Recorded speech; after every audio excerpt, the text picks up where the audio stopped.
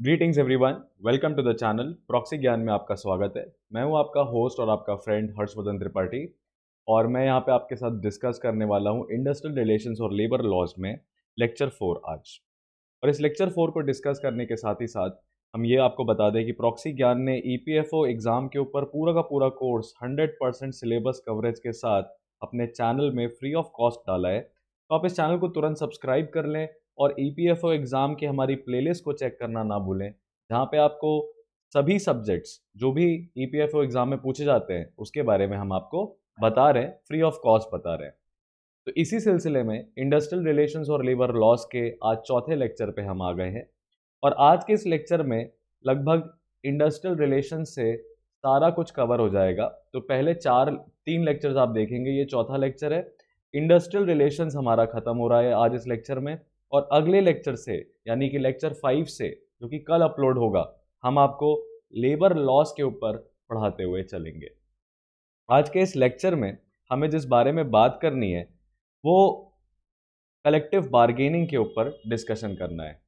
अब collective bargaining क्या होती है? जहाँ पे कई सारे लोग, group of people, right, come together, they are workers, they come together and they bargain with their management, right, they bargain with their management, that is collective bargaining. So we need to understand, हमें समझना है कि किस तरीके से government ने machinery बना के रखी हुई है कलेक्टिव बार्गेनिंग के लिए। साथ ही साथ इंडस्ट्रियल डिस्प्यूट्स एक्ट में क्या क्या प्रावधान, क्या क्या मेजर्स दिए हुए हैं कलेक्टिव बार्गेनिंग के लिए, वो भी हमें देखना है, बिकॉज यहाँ पे एमसीक्यू बहुत ज़्यादा बनते हैं। Voluntary arbitration, adjudication, conciliation, bodies for adjudication और इंटरनेशनल लेबर ऑर्गेनाइजेशन, इनके महत्व को और इनके रोल को भी समझना है।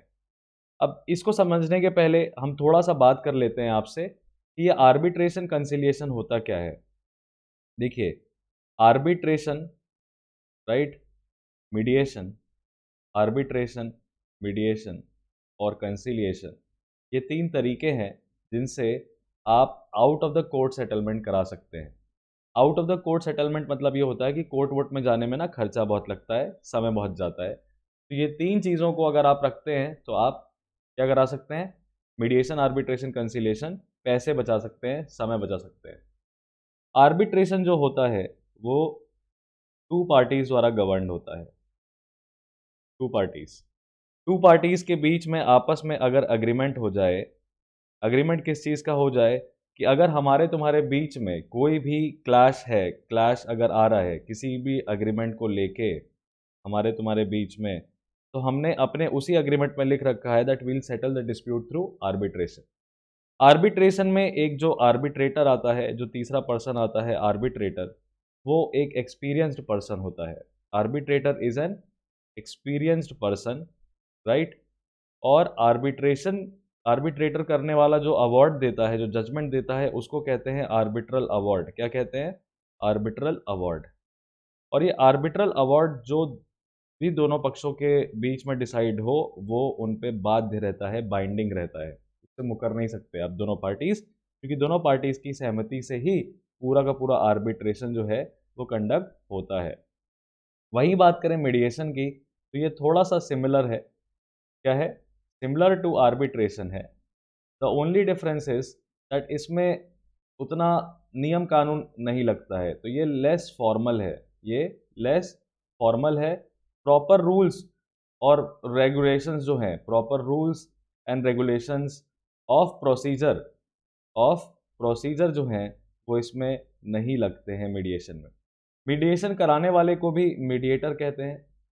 मीडिएटर जो होता है वो एक थर्ड पार्टी होता है यहाँ पे, और उसका कोई लेना देना नहीं होता है, लेकिन मीडिएटर कोशिश करता है कि आपस में सेटलमेंट हो जाए, आपस में क्या हो जाए, इनके बीच में सेटलमेंट हो जाए।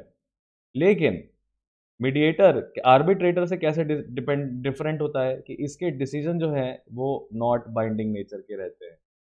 इसके डिसीजन कैसे रहते हैं? नॉट बाइंडिंग नेचर के रहते हैं। और वहीं अगर हम कंसीलिएशन की बात करें, if we talk about conciliation, right, तो conciliation is also a person, जहाँ पे कंसीलिएशन जो होता है वो भी थर्ड पार्टी ही कराती है।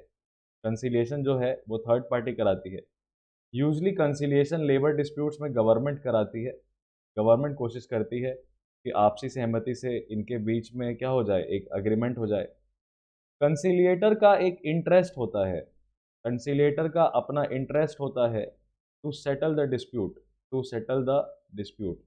यानी अगर पार्टीज के बीच में सहमति नहीं भी हो रही है तो कंसिलिएशन करते समय जो कंसिलेटर है वो ज़बरदस्ती घुस घुस के सेटलमेंट कराने की कोशिश करेगा। क्योंकि यहाँ पे मैंने आपको बताया कि कंसिलिएशन गवर्नमेंट कराती है, तो ऐसे केस में यही इंपॉर्टेंट है हमारे लिए समझना कि कंसिलिएटर जो होता है उसका भी अवार्ड कैसा रहता है, नॉट बाइंडिंग नेचर का रहता है, नॉट बाइंडिंग नेचर का रहता है। लेकिन उसका अवार्ड एक तरह का प्रेशर ज़रूर क्रिएट करता है। क्या करता है? एक तरह का प्रेशर ज़रूर क्रिएट होता है। फर्दर ये आपको आई होप दिखाई दे रहा होगा, आप इसको अभी फ़िलहाल देख सकते हैं कि जो मैंने राइट हैंड साइड पे लिखा हुआ है।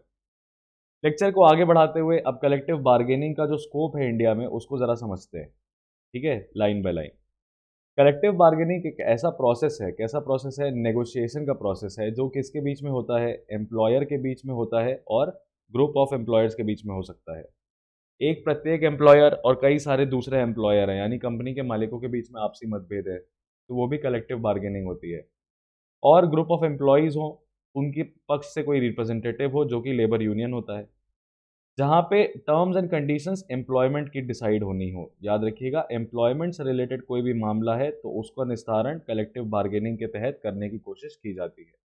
इंडियन लेबर लॉ में कलेक्टिव बार्गेनिंग एक फंडामेंटल राइट है जो कि वर्कर्स को गारंटी किया गया है, कॉन्स्टिट्यूशन ऑफ इंडिया में भी और इंडस्ट्रियल डिस्प्यूट्स एक्ट में भी। Very important multiple choice question के लिए ये फैक्ट बहुत इंपॉर्टेंट है कि ये फंडामेंटल राइट है। कलेक्टिव बार्गेनिंग क्या है? एक तरह का अधिकार है। देखिए, टू फॉर्म एनी यूनियन और association, to form any union और एसोसिएशन, ये आपकी फंडामेंटल फ्रीडम है आर्टिकल 19 के अंदर। इट्स योर फंडामेंटल फ्रीडम, समझे? फंडामेंटल फ्रीडम है, ये याद रखिएगा, आर्टिकल 19 में प्रोटेक्टेड है। और दूसरा इंडस्ट्रियल डिस्प्यूट्स एक्ट 1947 में।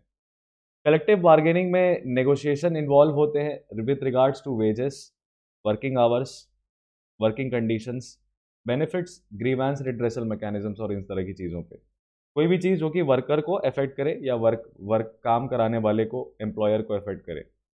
अल्टीमेटली ऑब्जेक्टिव कलेक्टिव बार्गेनिंग का यही रहता है कि हम म्यूचुअली एक्सेप्टेबल एग्रीमेंट करा पाए पार्टीज के बीच में, एम्प्लॉयर के बीच में और उनके एम्प्लॉयज़ के बीच में कैसा सेटलमेंट हो पाए? म्यूचुअली एक्सेप्टेबल सेटलमेंट एग्रीमेंट हो पाए। फर्दर मीनिंग और स्कोप क्या है कलेक्टिव बार्गेनिंग का इंडिया पे? तो यहाँ पे कलेक्टिव बार्गेनिंग की शुरुआत कैसे होती है वर्कर के फ्रंट पे? ट्रेड यूनियन के फॉर्मेशन से। और आपको पता है कि ट्रेड यूनियन जो है वो कैसा होना चाहिए? रजिस्टर्ड होना चाहिए। ट्रेड यूनियन का रजिस्टर्ड होना बहुत ज़रूरी होता है, विच represents the workers in negotiations with the employers. Trade union में भी रजिस्टर्ड और अनरजिस्टर्ड, बट यूजली रजिस्टर्ड होना चाहिए। लेकिन एटलीस्ट कहते हैं ट्रेड यूनियन को किसका सपोर्ट होना चाहिए? एटलीस्ट 10% ऑफ द वर्कर्स या 100 workers, what ever the case में बी, का सपोर्ट होना चाहिए, तभी वो एम्प्लॉयर द्वारा रिकॉग्नाइज किया जाएगा। यानी एक संस्था में अगर मान लीजिए 100 फैक्ट्री वर्कर्स हैं तो एटलीस्ट 10 वर्कर्स जो हैं उस लेबर यूनियन का सपोर्ट करें। और अदरवाइज अगर 100 से ज़्यादा, मान लीजिए 300 वर्कर्स हैं, तो इसमें कह रहा है ऐसे केस में आपको कोशिश करना है कि मिनिमम 100 वर्कर्स तो आपका साथ दे ही दें। तो 10% ऑफ द वर्कर या 100 workers, what ever it is, industrial disputes act में ही ये चीज़ लिखी हुई है।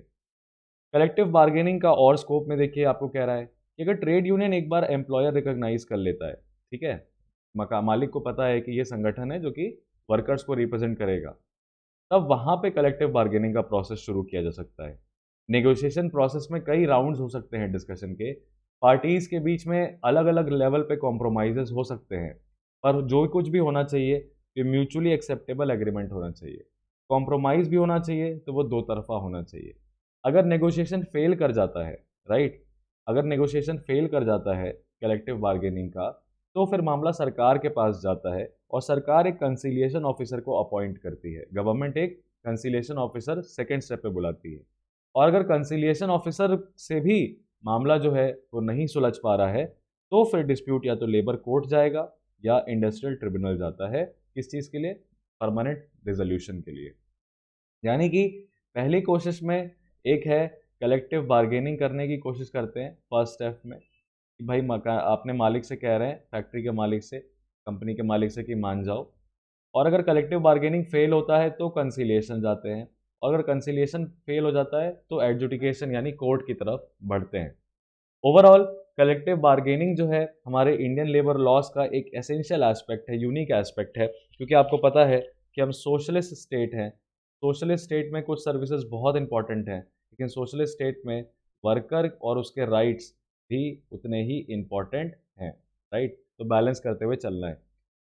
ये एक तरह का मैकेनिज्म प्रोवाइड करता है वर्कर्स को, जहाँ पे वो अपने टर्म्स एंड कंडीशंस को नेगोशिएट करा पाते हैं अपने एम्प्लॉयमेंट में, अपने एम्प्लॉयर्स से, और एक तरह का harmonious relationship between the two parties बनने की कोशिश होती है। मामला अगर कोर्ट तक चला जाए, मतलब कि दोनों के बीच में रिश्ता गड़बड़ हो रहा है, कोशिश करनी चाहिए कि सब चीज़ें collective bargaining trade union level पे ही रिजॉल्व हो जाए। अब हमारे इंडस्ट्रियल डिस्प्यूट्स एक्ट के अंदर अगर मान लीजिए कोई डिस्प्यूट होता है, इफ से अगर डिस्प्यूट अराइज होता है, तो उसको रिजॉल्व करने के लिए ये सारी बॉडीज़ दी हुई हैं। प्रीवियस लेक्चर में मैंने पूरे टेबल में डिस्कस किया था कि फॉर्मल इनफॉर्मल तरीका क्या है इंडस्ट्रियल डिस्प्यूट्स के निस्तारण का। यहाँ पे आप देख सकते हैं सेक्शन के साथ पता है हमें कि सेक्शन 3 में वर्क्स कमेटी है, सेक्शन 4 में कंसिलिएशन ऑफिसर्स, सेक्शन 5 में पूरा कंसिलिएशन बोर्ड, सेक्शन 6 में एक कोर्ट ऑफ इंक्वायरी, सेक्शन 7 में लेबर कोर्ट, 7A में इंडस्ट्रियल ट्रिब्यूनल, 7B में नेशनल ट्रिब्यूनल। यानी ये ट्रिब्यूनल्स बाद में बनाई गई हैं, या यूजुअली मामला लेबर कोर्ट में चला जाता था। तो works committee, conciliation officer, conciliation board, court of inquiry, labour court, national tribunal, industrial tribunal, ये चीज़ें आपको याद रखनी चाहिए। सेक्शंस तो मे बी नहीं आएंगे आपको ईपीएफओ एग्जाम में, लेकिन आप बॉडीज देख लीजिए। ऑलमोस्ट यहाँ पे अराउंड 7 बॉडीज हैं, right? 7 bodies are there for your dispute resolution. अब गवर्नमेंट की मशीनरी में एक एक पॉइंट को हम डिस्कस करेंगे कि गवर्नमेंट ने किस तरीके से कलेक्टिव बार्गेनिंग वाली चीज़ों को बचा के रखा है। तो गवर्नमेंट जो है वो बहुत मेजर रोल प्ले करती है कलेक्टिव बार्गेनिंग में। लेबर लॉस की बात करें तो इंडस्ट्रियल डिस्प्यूट्स एक्ट 1947 में ही सब बताया हुआ है, जहाँ पे कई सारी गवर्नमेंट बॉडीज़ के स्टैब्लिशमेंट के बारे में बात की गई है और ऐसे ऑफिशियल्स के बारे में बात की गई है जो कलेक्टिव बार्गेनिंग प्रोसेस को फास्ट ट्रैक करते हैं। एम्प्लॉयर्स और एम्प्लॉयज़ के बीच में चीज़ें जल्दी रिजॉल्व होती हैं। उसी केस में कलेक्टिव बार्गेनिंग में सबसे पहला इंपॉर्टेंट होता है लेबर कमिश्नर, और दूसरा है इंडस्ट्रियल ट्रिब्यूनल्स या लेबर कोर्ट्स। अब ये लेबर कमिश्नर क्या है? ये एग्जीक्यूटिव विंग को रिप्रेजेंट करता है। किसको रिप्रेजेंट करता है? एग्जीक्यूटिव विंग को रिप्रेजेंट करता है।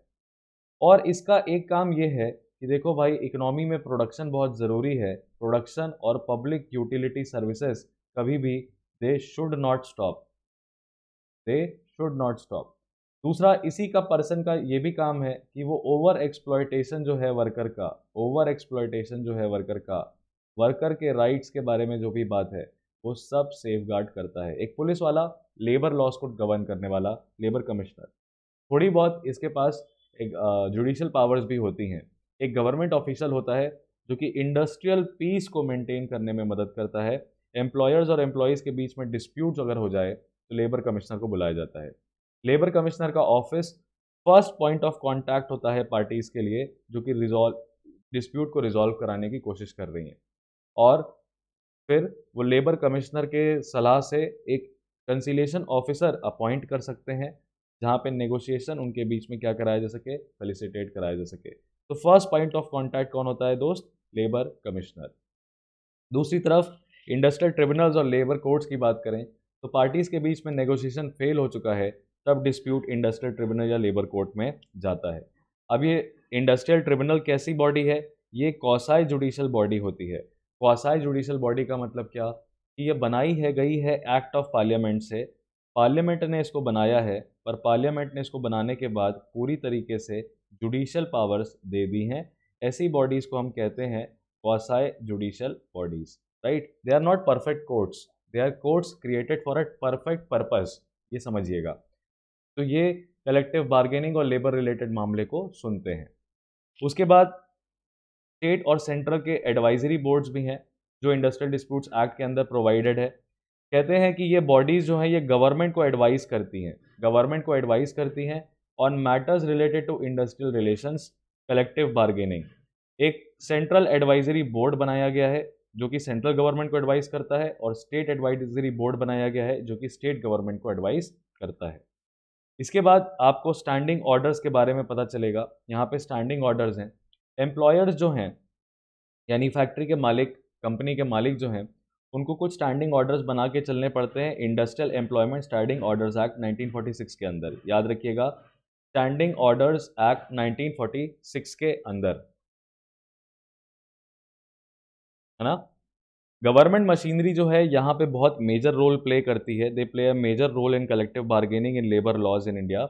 ये एक प्लेटफॉर्म प्रोवाइड करती है नेगोशिएशन का, रिजोल्यूशन का, डिस्प्यूट है वो जल्दी रिजॉल्व हो जाए और लॉ जो है अल्टीमेटली कंप्लाई हो, मतलब लॉ को किसी भी तरीके से ब्रेक ना करा जाए और वर्कर्स की जो मांगे हैं वो भी सैशिएट हो, कंप्लीट हो, पैसिफाइड हो, राइट, क्योंकि वर्कर के बिना तो इंडस्ट्रियल प्रोसेस नहीं चल सकता। तो हमने यहाँ पे गवर्नमेंट मशीनरी के बारे में देखा। अब हम चैप्टर को आगे बढ़ा रहे हैं। तो अभी तक हमने चैप्टर में देखा कि 7 तरह की बॉडीज़ हैं जो कि डिस्प्यूट को रिजॉल्व करा सकती हैं। फर्दर हमने देखा कि कलेक्टिव बार्गेनिंग ट्रेड यूनियन के बनने से शुरू होता है जिसमें 10% या 100 वर्कर्स का सपोर्ट होना चाहिए। साथ ही हमने कलेक्टिव बार्गेनिंग का स्कोप भी यहाँ पे देखा कि कलेक्टिव बार्गेनिंग जो है वो एक फंडामेंटल राइट है किसी भी वर्कर का, राइट। और अब हम आगे अपने लेक्चर को बढ़ाते हुए इस चीज़ को डिस्कस करने वाले हैं कि स्टैट्यूटरी मेजर्स यानी कि वो कौन सी ऐसी एक्ट है जिसमें कलेक्टिव बार्गेनिंग के बारे में क्या क्या कहा गया है। तो क्वेश्चन तो यही है कि कलेक्टिव बार्गेनिंग के बारे में कौन सी एक्ट में मेंशन्ड है। तो आपका आंसर आ जाएगा सर ये इंडस्ट्रियल डिस्प्यूट्स एक्ट में 1947 की मेंशन्ड है, राइट। अब इसके अंदर क्या क्या प्रोविजंस हैं वो भी हम देख लेते हैं जहाँ पे इंडस्ट्रियल डिस्प्यूट्स को रिजॉल्व करने की बात हो रही है। तो सबसे पहला चीज़ है कि ट्रेड यूनियन का रिकॉग्नाइज होना ज़रूरी है। इंडस्ट्रियल डिस्प्यूट्स एक्ट कहता है कि ट्रेड यूनियंस जो हैं वो होने चाहिए और वो एम्प्लॉयर्स द्वारा रिकॉग्नाइज होने चाहिए। याद रखिएगा, ट्रेड यूनियन का रिकॉग्निशन एम्प्लॉयर्स द्वारा होना चाहिए। अगर ट्रेड यूनियन एक बार रिकॉग्नाइज कर लिए गए तो फिर उनके पास राइट टू बार्गेन कलेक्टिवली आ जाता है। उसके बाद दूसरा प्रोविज़न है कलेक्टिव बार्गेनिंग का। कलेक्टिव बार्गेनिंग में कह रहे हैं कि जो एक्ट है ये right of workers to engage in collective bargaining with their employers allow करता है। यहाँ पे राइट है उनके पास नेगोशिएट करने का अपनी wages, working conditions, other employment related matters. तीसरा आप देख रहे हैं कंसिलिएशन, जो कि मैं ऑलरेडी आपको बता चुका हूँ कि यहाँ पे कंसिलिएशन ऑफिसर जो है वो गवर्नमेंट अपॉइंट करती है ताकि नेगोशिएशंस जो है पार्टीज के बीच में फास्ट ट्रैक किए जा सकें। कंसिलिएशन ऑफिसर अल्टीमेटली एक मीडिएटर का ही रोल प्ले करता है और उनको एक सेटलमेंट कॉमन मिनिमम प्रोग्राम में पहुंचने में मदद करता है। उसके बाद दूसरा जो है आर्बिट्रेशन। अगर कंसिलिएशन कई बार फेल हो जाए तो पार्टीज जो हैं एक आर्बिट्रेटर को के पास भी जा सकती हैं। आर्बिट्रेटर क्योंकि लेबर का मामला है तो गवर्नमेंट द्वारा अपॉइंट होता है। आर्बिट्रेटर इस मामले को सुनता है और एक बाइंडिंग डिसीजन दे देता है जो पार्टीज को फॉलो करना चाहिए। इसके बाद इस स्टैट्यूटरी मेजर्स के अंदर अंदर इंडस्ट्रियल ट्रिब्यूनल के बारे में भी बताया गया है जहाँ पे इंडस्ट्रियल ट्रिब्यूनल्स बनाई जाएंगी जहाँ की अगर मान लीजिए डिस्प्यूट पहले 2 मामलों से नहीं सुधर पाया तो यहाँ पर रिजॉल्व करने की कोशिश करेंगे, राइट। ट्रिब्यूनल के पास पावर है कि वो बाइंडिंग डिसीजंस दे दे जो पार्टीज़ को फॉलो करना पड़े। इसीलिए लेबर लॉज के जो मामले होते हैं वो बहुत लंबे चलते हैं कोर्ट में, क्योंकि पार्टीज़ क्या कर रही होती हैं, कोर्ट जाना अवॉइड कर रही होती हैं। बिकॉज कोर्ट जाने में मामला जो है वो ड्रैग हो जाता है बहुत, राइट, बहुत ज़्यादा ड्रैग हो जाता है, राइट। तो इसीलिए कोर्ट कोई नहीं जाना चाहता है। और इसी एक्ट में अनफेयर लेबर प्रैक्टिसेस के ऊपर बात है, प्रोहिबिशन करना है अनफेयर लेबर प्रैक्टिसेस के लिए।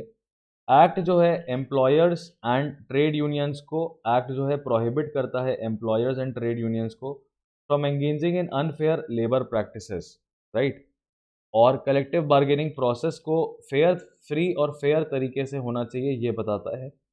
इसमें आप किसी भी तरह का प्रेशर नहीं लगा सकते, कोerशन नहीं कर सकते, डिस्क्रिमिनेशन नहीं कर सकते, किसी भी एम्प्लॉय को विक्टिमाइज नहीं कर सकते या ट्रेड यूनियन को भी आप विक्टिमाइज नहीं कर सकते, राइट।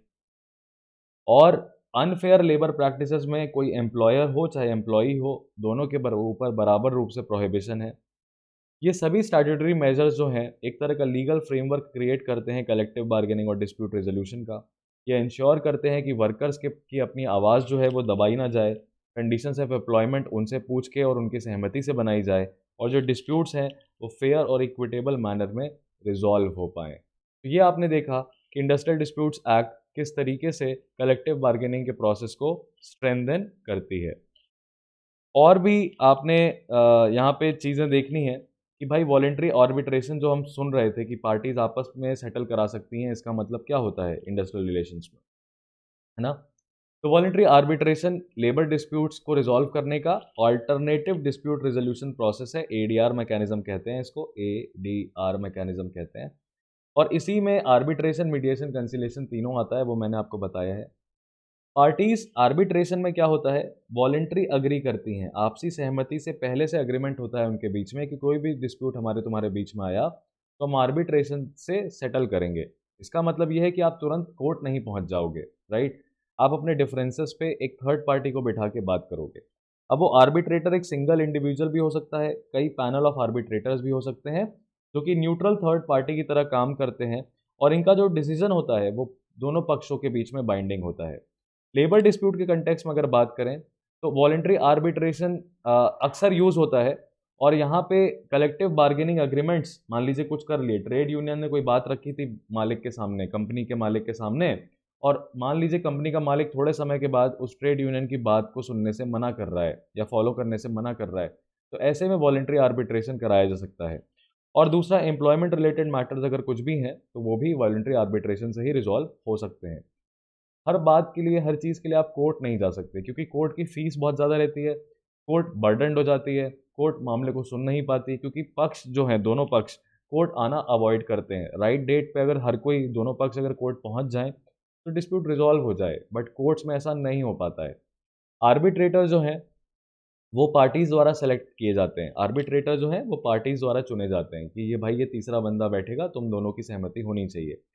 और एविडेंस जो है वो दोनों साइड से प्रेजेंट होता है, और binding decision ultimately voluntary arbitration में दिया जाता है, राइट? फर्दर, वॉलेंट्री आर्बिट्रेशन का स्कोप और मतलब क्या है? तो देखिए, क्विक सेटलमेंट होता है, थोड़ा लेस फॉर्मल है, इतना ज़्यादा नियम कानून नहीं है, पैसा भी कम लगता है, और लिटिगेशन का अल्टरनेटिव माना जाता है। पार्टीज का कंट्रोल जो होता है ज़्यादा होता है आउटकम पे, parties have more control over the outcome of the dispute, क्योंकि वो अपना आर्बिट्रेटर जो है चूज करती हैं और स्कोप ऑफ आर्बिट्रेशन खुद ही डिसाइड करती हैं। तो इसमें पार्टीज जो होती हैं, पार्टीज कंट्रोल में होती हैं पूरे मामले के, इसीलिए आर्बिट्रेशन जो है वो सजेस्ट किया जाता है। लेकिन वॉलेंट्री आर्बिट्रेशन तभी हो सकता है जब दोनों पक्षों में एक विलिंगनेस हो मामले को सेटल करने की, पार्टिसिपेट करने की और डिसीजन मानने की। अगर एक भी पार्टी मना कर दे आर्बिट्रल अवार्ड को मानने से, या पार्टिसिपेट करने से ही मना कर दे, या डिसीजन से कॉम्प्लाई ना करे, तो दूसरे पार्टी के पास कोई और ऑप्शन नहीं है, वो दूसरे अदर लीगल रेमेडीज ले सकती है, जैसे कि वो एक कोर्ट में लॉसूट फाइल कर सकती है, या वो आर्बिट्रल अवार्ड के इन्फोर्समेंट के बारे में भी सिविल कोर्ट में जाके बात कर सकती है। ये सभी कुछ सिविल कोर्ट में डिसाइड होता है, और सिविल कोर्ट इसके लिए अलग से बना दी जाती है, जिसको हम लेबर कोर्ट कहते हैं। वॉलेंट्री आर्बिट्रेशन का होना बहुत ज़रूरी है, ये एक इंपॉर्टेंट टूल है जहाँ पे लेबर डिस्प्यूट्स को अच्छे से रिजॉल्व किया जाता है, फ्लेक्सिबल और efficient alternative to traditional litigation. Correct है? अब देखिए, यहाँ पे machinery for prevention and settlement of industrial relations के बारे में बात कर रहा है, वॉलेंट्री मेथड्स बता रहा है, गवर्नमेंट मशीनरी बता रहा है। वॉलेंट्री मेथड या स्टैट्यूटरी मेथड्स में आप देख चुके हैं, code of discipline, tripartite machinery, workers participation, collective bargaining. Industrial disputes act में जो कि गवर्नमेंट मशीनरी के तहत बन रहा है, उसमें works committee, conciliation, arbitration, voluntary court, adjudication. Voluntary arbitration है यहाँ पे, ठीक है, voluntary arbitration, court of inquiry, adjudication. और वहीं पे स्टेट एक्ट्स भी हैं और लेबर एडमिनिस्ट्रेशन भी है, जो कि एक मेजर मशीनरी देता है। वर्क्स कमेटी के अंदर कंसिलिएशन ऑफिसर आते हैं, कंसिलिएशन बोर्ड आता है। एडजुडिकेशन के अंदर लेबर कोर्ट, इंडस्ट्रियल ट्रिब्यूनल और नेशनल ट्रिब्यूनल आता है। तो ये चीज़ आप याद रखेंगे, यहाँ से एमसीक्यू बन सकते हैं, है ना? वो आपको पता होने चाहिए, ठीक है? मेजर्स याद रख कर लीजिएगा आप, और इसको फोटो खींच के अपने ऐसे ही डायग्राम अपनी कॉपी में बना लीजिए। फर्दर हम देखते हैं कि वॉलेंट्री आर्बिट्रेशन जो है उसका इम्पोर्टेंस क्या है। तो नेगोशिएशन और एडजुडिकेशन जो है वो भी एक तरीके से आर्बिट्रेशन आर्बिट्रेशन का ही प्रोसेस है। एडजुडिकेशन का मतलब हो जाता है जब आप कोर्ट चले जाओ, नेगोशिएशन जो भी उस कोर्ट जाने के पहले चल रहा है। ये कॉमन मेथड्स हैं डिस्प्यूट रिजॉल्व करने के। नेगोशिएशन में होती क्या है, बार्गेनिंग होती है दोनों पक्षों के बीच में, और उनके रिप्रेजेंटेटिव्स द्वारा बातचीत हो रही होती है। यूजली कंसिलिएशन जो है वो एक तरह का नेगोशिएशन प्रोसेस माना जाता है, government initiated negotiation process. Negotiation usually पहला स्टेप होता है लेबर डिस्प्यूट को रिजॉल्व करने में, क्योंकि पार्टीज अगर एक्सेप्टेबल रिजोल्यूशन पे आ जाएं तो मामला खत्म हो जाए। और नेगोशिएशन फेल हो जाता है तो वो पार्टीज फिर एडजुडिकेशन की तरफ डिस्प्यूट लेके जाती हैं, जहां पे आप एक थर्ड पार्टी को भी अपॉइंट करोगे, जैसे कि आर्बिट्रेटर है, या आप एक इंडस्ट्रियल ट्रिब्यूनल में जाओगे अपने मामले को लेके, और जो डिसीजन होगा फिर दोनों पक्षों के बीच में बाइंडिंग होगा। एडजुडिकेटर का काम रहता है कि दोनों पक्षों की बातों को ध्यान से सुने, दोनों पक्षों के द्वारा जो एविडेंसेस रखे गए हैं उनको ध्यान से समझे, और based on facts and relevant laws and regulations decision ले। नेगोशिएशन यूजली बायस्ड हो जाता है, एडजुडिकेशन में सिर्फ कानून के प्रावधान के नज़रिए से आपके मामले को सुना जाता है, राइट। और इंडस्ट्रियल डिस्प्यूट्स एक्ट में एक लीगल फ्रेमवर्क पूरा बनाया गया है नेगोशिएशन और एडजुडिकेशन का। कंसिलिएशन ऑफिसर्स के बारे में बात की गई है और इंडस्ट्रियल ट्रिब्यूनल्स के एस्टैब्लिशमेंट के बारे में बात भी की गई है। नेगोशिएशन का एडवांटेज ये है, वही मैं आपको बता चुका हूँ, कि पार्टीज कंट्रोल में रहती हैं और एक फॉर्मल डिसीजन के बिना भी काम चल जाता है। नेगोशिएशन हमेशा पार्टीज को आउटकम पे ज़्यादा कंट्रोल देता है और वो साथ में काम करते हैं सोल्यूशन फाइंड करने के लिए। और वहीं एडजुडिकेशन की बात करें तो पार्टीज जो हैं वो एक सेटलमेंट नेगोशिएशन आपसी सहमति से नहीं पहुंच पाती हैं। एडजुडिकेशन एकदम फॉर्मल है, कोर्ट का डिसीजन एकदम फॉर्मल है, प्रोसेस एकदम फॉर्मल है, और अल्टीमेटली ऑब्जेक्टिव है क्लैरिफाई करो राइट्स और पार्टीज के ऑब्लिगेशन क्लैरिफाई करो और डिस्प्यूट को रिजॉल्व करो। ये थोड़ा ज़्यादा टाइम कंज्यूमिंग हो सकता है और पैसा भी इसमें ज़्यादा लग सकता है। कंसीलिएशन का मैकेनिज्म क्या है? जब series of neutral party are availed for amicable solution of a dispute between the disputing parties, this process is known as conciliation. Amicable solution, शांतिपूर्ण तरीके से समझौता। इंडस्ट्रियल डिस्प्यूट एक्ट में कंसीलिएशन ऑफिसर और कंसीलिएशन बोर्ड के बारे में बात की गई है। ये जो कंसीलिएशन ऑफिसर्स होते हैं ये गवर्नमेंट द्वारा अपॉइंट होते हैं ऑफिशियल गैजेट में नोटिफाई करके। स्टेट लेवल पे कमिश्नर्स, लेबर कमिश्नर जो होते हैं स्टेट लेवल पे, एडिशनल और डिप्यूटी कमिश्नर जो लेबर के होते हैं वही होते हैं कंसीलिएशन ऑफिसर्स, जो कि अगर मामला डिस्प्यूट आ जाए तो फिर 20 वर्कर्स, ये देखिएगा इंपॉर्टेंट है, it is very important for you to read this. Conciliation officer ऐसे डिस्प्यूट्स को सुनते हैं जहां पे भी एम्प्लॉइंग 20 वर्कर से कम हो, 20 वर्कर्स से अगर लेस है तो यहाँ पे लेबर कमिश्नर जो है वो क्या हो जाता है, कंसीलिएटर रोल प्ले करता है। एमसीक्यू, मल्टीपल चॉइस क्वेश्चन बन सकता है यहाँ से। उसके बाद कंसीलिएशन का मैकेनिज्म में बात करें, अगर conciliation officer tries to bring the disputing parties together towards a settlement, और एक मीडिएटर का काम करता है। कंसीलिएशन ऑफिसर का जो इंटरवेंशन है कई बार मैंडेटरी हो सकता है, डिस्क्रिशनरी हो सकता है, राइट। लेकिन अगर पब्लिक यूटिलिटी की बात है, कोई पब्लिक यूटिलिटी सर्विसेज है, तो उसको प्रॉपर नोटिस ज़रूर देनी पड़ेगी, आपको लेबर कमिश्नर को इन्फॉर्म करना पड़ेगा, ये याद रखिएगा। अगेन एमसीक्यू का पॉइंट इंपॉर्टेंट हो गया। अगर पब्लिक यूटिलिटी सर्विसेज है आपकी, मैंने बताया था आपको लेक्चर 2 में कि schedule 1 of industrial disputes act में 20 सर्विसेज हैं जो कि पब्लिक यूटिलिटी सर्विसेज कही गई हैं, तो यहाँ पे लेबर कमिश्नर का इंटरवेंशन मैंडेटरी होता है, राइट। जो कंसीलिएशन बोर्ड है ये लेबर कमिश्नर के ऊपर का फोरम है, जो कि एक स्पेसिफिक डिस्प्यूट के लिए बनाया जा सकता है, स्पेसिफिक डिस्प्यूट के लिए। यहाँ पे रिप्रेजेंटेटिव्स होते हैं एम्प्लॉयर्स और एम्प्लॉयज़ दोनों, और चेयरमैनशिप होती है एक इंडिपेंडेंट पर्सन। ये चेयरमैन जो है कंसीलिएशन बोर्ड का, ये भी सरकार नियुक्त करती है। बोर्ड के पास अपनी पावर है कि वो गवर्नमेंट को पूरा मामला रिपोर्ट करे, जो भी डिस्प्यूट हुआ, within how many days, within 2 months. ये आ गया अगेन एक एमसीक्यू फॉर्मेट आपके लिए। From the date of dispute was refer to it, 2 महीने के अंदर अंदर कंसीलिएशन बोर्ड को अपनी पूरी रिपोर्ट गवर्नमेंट के सामने रखनी है। Depending on the case the period can be extended, मामला और बड़ा है तो समय जो है वो बढ़ाया जा सकता है। उसी के बाद कोर्ट ऑफ इंक्वायरी पे देख लेते हैं। यहाँ पे अप्रोप्रिएट गवर्नमेंट यानी स्टेट और यूनियन दोनों एक कोर्ट ऑफ इंक्वायरी बना सकते हैं। ये एक फैक्ट फाइंडिंग एजेंसी होती है जो इन्वेस्टिगेशन भी करेगी, जो कि बेसिकली मामला शुरू कहाँ से हुआ, ultimately what is the cause of the dispute, उसके ऊपर they are going to talk. और ये ज़्यादा सेटलमेंट के पीछे नहीं भागती है, ये इन्वेस्टिगेशन होता है एक तरीके से। ये अपनी रिपोर्ट जो है वो गवर्नमेंट को दे सकती है विद इन 6 मंथ्स। एमसीक्यू के पॉइंट से इंपॉर्टेंट है, कोर्ट ऑफ इंक्वायरी को 6 महीने के अंदर अंदर में अपनी रिपोर्ट देनी रहती है। और रिपोर्ट ऑफ द कोर्ट जो है वो पब्लिश हो जाएगी गवर्नमेंट द्वारा with in 30 days of its receipt. Court की जो रिपोर्ट है वो गवर्नमेंट 30 दिन के अंदर अंदर कर देगी। यानी इंक्वायरी वाली बॉडी को अपना मामला गवर्नमेंट को देना है 6 मंथ्स के अंदर अंदर, और गवर्नमेंट को उसको पब्लिश करना है कितने देर में अंदर, तो 1 महीने के अंदर अंदर, 30 डेज के अंदर अंदर गवर्नमेंट को उसको पब्लिश करना रहता है।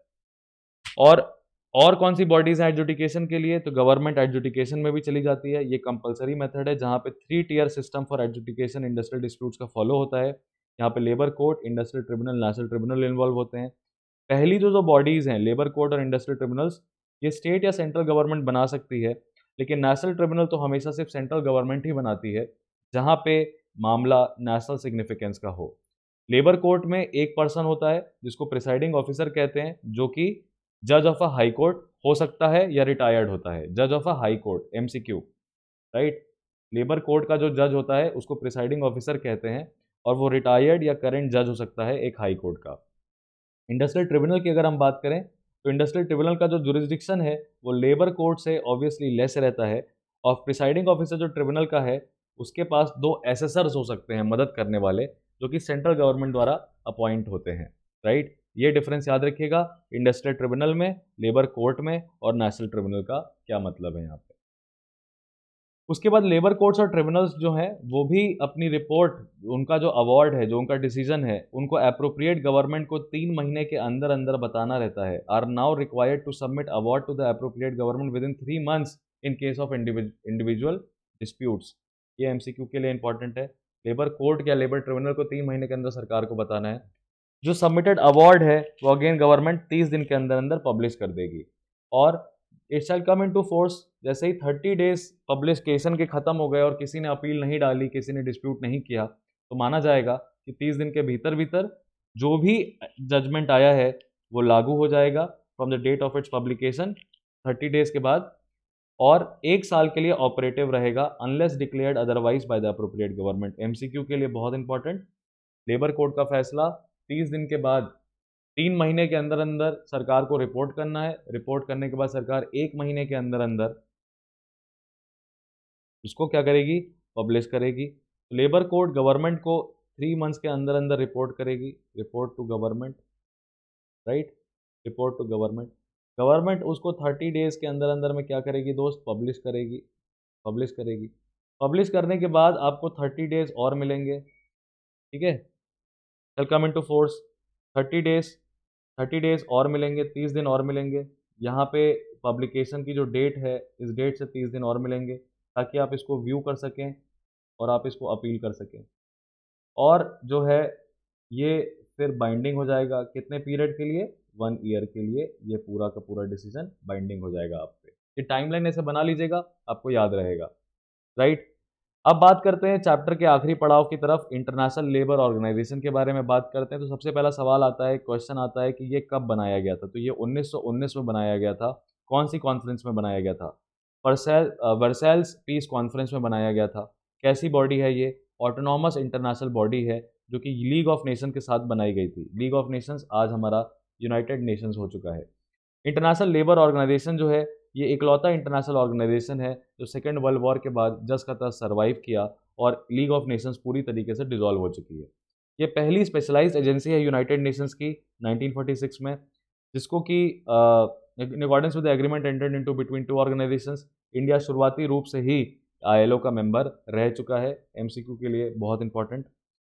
इंटरनेशनल इंस्टीट्यूशन से आईएलओ थोड़ा अलग है, क्योंकि अगेन इसमें भी ट्राईपार्टाइट कैरेक्टर ऑफ सेटलमेंट की बात है। आईएलओ का अपना एक कॉन्स्टिट्यूशन है, उसके प्रियम्बल में लिखा हुआ है डेक्लेरेशन ऑफ फिलाडेल्फिया 1944, जो कि कॉन्स्टिट्यूशन ऑफ 1946 में भी एनेक्स किया गया था। क्या है, डेक्लेरेशन ऑफ फिलाडेल्फिया 1946 में आईएलओ के ऑब्जेक्टिव्स दिए हुए हैं। प्रियम्बल कहता है कि अगर कोई भी नेशन, मान लीजिए आईएलओ के दिए गए फैसलों को, ओपिनियंस को अपने लॉज में इनकॉर्पोरेट नहीं कर पाता है, ह्यूमन कंडीशंस ऑफ लेबर को सेटिस्फाई नहीं कर पा रहा है, उनके बीच में बाधक है, तो यहाँ पे इंटरनेशनल लेबर ऑर्गेनाइजेशन कोशिश करेगा कि लेबर कंडीशंस उन देशों में इम्प्रूव करने के लिए वो बीच में आए। इसके लिए इंटरनेशनल लेबर कॉन्फ्रेंसेस ऑर्गेनाइज की जाती हैं। ये सुप्रीम ऑर्गन है आईएलओ का, जो कि लॉ मेकिंग बॉडी की तरह काम करता है, लेजिस्लेटिव विंग की तरह काम करता है। एमसीक्यू के फॉर्मेट के लिए इंपॉर्टेंट है। फिर एक जनरल कॉन्फ्रेंस होती है जो कि गवर्निंग बॉडी को इलेक्ट करती है। ऑर्गेनाइजेशन के 2 साल में एक बार, 2 ईयर्स में वंस इन 2 ईयर्स में बजट डिसाइड होता है, प्रोग्राम और बजट। और इंटरनेशनल लेबर स्टैंडर्ड्स जो हैं वो अडॉप्ट किए जाते हैं कन्वेंशंस और रिकमेंडेशंस के रूप में। और सोशल और लेबर इश्यूज़ को निस्तारण के लिए क्या होता है, सोशल और लेबर इश्यूज़ के निस्तारण के लिए एक तरह का फोरम क्रिएट होता है। तो इस पूरे लेक्चर में हमने काफ़ी फैक्चुअल चीज़ें डिस्कस की हैं जो कि आपके एमसीक्यू फॉर्मेट में पूछी जा सकती हैं। आप इस पूरे लेक्चर को आराम से देखिएगा और इस चैनल को सब्सक्राइब कर लीजिए, क्योंकि लेक्चर 5 जो है दोस्तों वो बहुत इंपॉर्टेंट होने वाला है। लेक्चर 5 में जैसा कि मैंने आपको बताया था, अगले लेक्चर में हम इंटरनेशनल लेबर ऑर्गेनाइजेशन आईएलओ के ऊपर भी डिस्कशन करेंगे आगे, उसकी और पावर्स क्या हैं। और अब हम अपने इस पूरे सीरीज़ के दूसरे चरण पे आ रहे हैं जहाँ पे हम लेबर लॉस के ऊपर डिस्कशन करेंगे। और इंडस्ट्रियल रिलेशंस हमारा 4 लेक्चर में ख़त्म हो चुका है, जितना कि आपको ज़रूरी है ईपीएफओ एग्ज़ाम के लिए जानने के लिए। तो प्रॉक्सी ज्ञान को सब्सक्राइब कर लें, हमारे बाकी पहले के 3 लेक्चर्स को ज़रूर देखें। This was advocate Harshvardhan Tripathi. I will see you guys in the next lecture very soon.